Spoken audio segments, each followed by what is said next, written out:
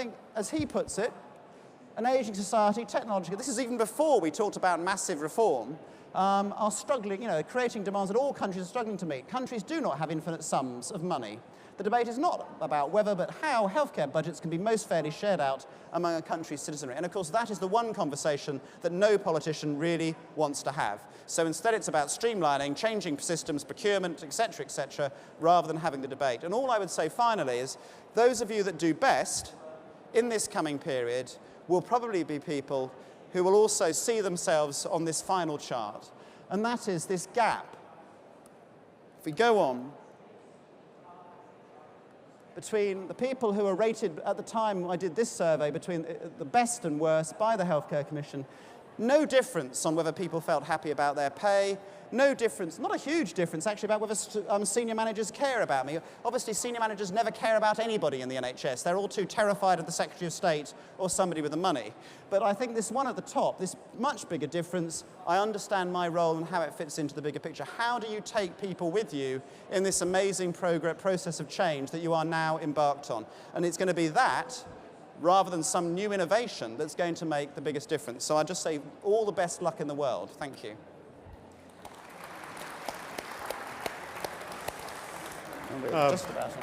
No, doing well. We've got about 5 minutes for questions. Who'd like to dive in with a couple of questions to Ben? Somebody tell me it's going to be all right. Yeah. Oh, right, okay. Okay, let me put something to you here. Okay, if people are growing to like the NHS more, does that make the selling of change more difficult?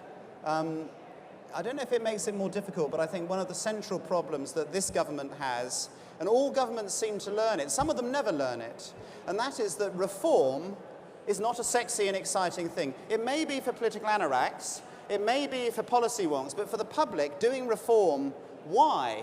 They like it. It doesn't need reform. It just needs a bit more money, mostly. If you put them the proposition that something's not quite right, they'll sort of go along with it. But they are not worried about it in the way that they have been in the past. You can see at the time that national insurance went up. And so I think the fact that it's okay, the fact that actually people generally, when they look at their friends and family's experience, is generally positive. In some ways, it makes it both easier and more difficult. It makes it easier in the sense that people aren't worried about it, and therefore there is actually, believe it or not, less scrutiny from the public because they aren't actually ranting about it at the moment. They're sort of quiet.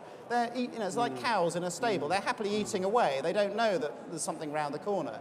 It's more difficult because first of all, reform isn't interesting, and they're going to be doing this against a backdrop that the key thing is the changes may or may not be the right thing to do, but doing them at a time when money is so tight in a service that has been so used to fiscal expansion over the last few years means that you're trying to do a lot of things at the same time, and that it's an incredibly ambitious change program in a very, very big and already complex organisation.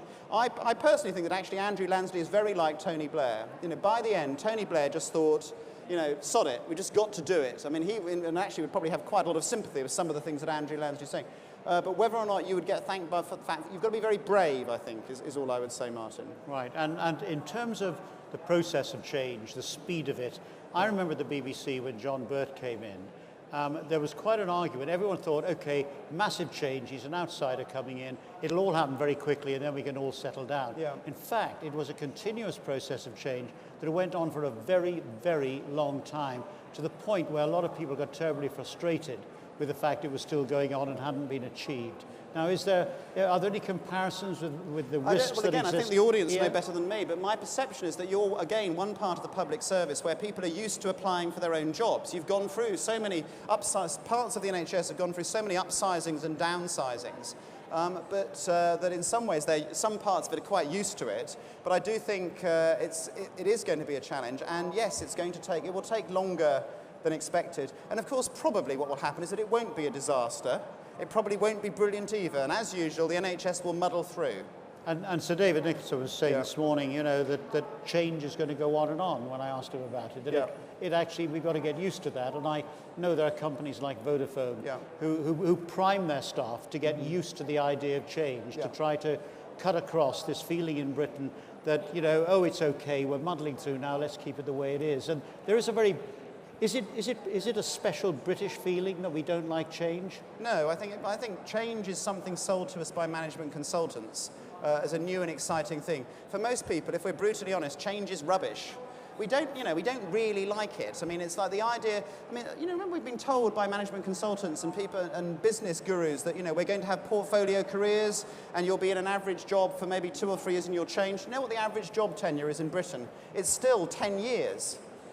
People don't like change quite as much as, as politicians and managers might like. But at the same time, we probably do need to change. The demographics are inexorable, the costs are inexorable, and new things cost more money, so it is getting tougher and tougher. Well, that reminds me of something that I do carry around in my wallet, because it was on my father's wall, the wall of his office, and it goes like this: we trained hard, but it seemed that every time we were beginning to form up in teams, we would be reorganized. I was to learn later in life that we tend to meet any new situation by reorganizing, and a wonderful method it can be for creating the illusion of progress while producing confusion, inefficiency, and demoralization. Now, that was spoken by Caius Petronius in AD 85. Yeah. So let's tell us what But the fact is that if you look at the enthusiasm of Sir David this morning, the enthusiasm of Andrew Lansley, I mean, they really do believe that the changes that they are bringing in are things that should have happened a long, long time ago, and that they wouldn't subscribe to Caius Petronius in any way, shape, or form. Have they got a case? Well, I think if you what did Stalin say? You don't make omelettes without breaking eggs. Yes, of course they do. The question is, what is the turbulence along the way?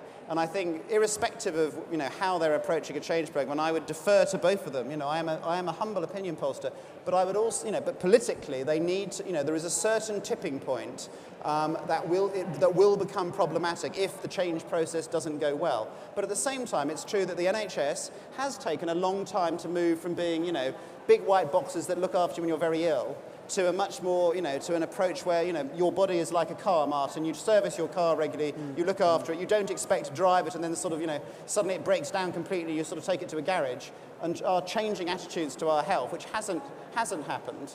I have some sympathy with it, but I'm glad I'm not in charge. Right, okay, and final question. What do the most successful trusts need to do to guarantee that they will go on being successful? What's the formula for success? Are there any real do's and don'ts that you have detected from the surveys that you've done? All I'd say is, looking at the things that seem to distinguish the best trusts is a certain paranoia. I can't remember which IT guru says only the paranoid survive, but it is that constant. There's, I think, what's the trust in Newcastle? It's very strongly performing, isn't it? I'm trying to remember the name of the guy, and the guy's been running it for ages and ages and ages. And what I found interesting, when I was asked to go and do something similar to this, in a bit more detail on things about what was good, on virtually every single chart, in some of the earlier iterations, at least of the patient survey, they're absolutely top.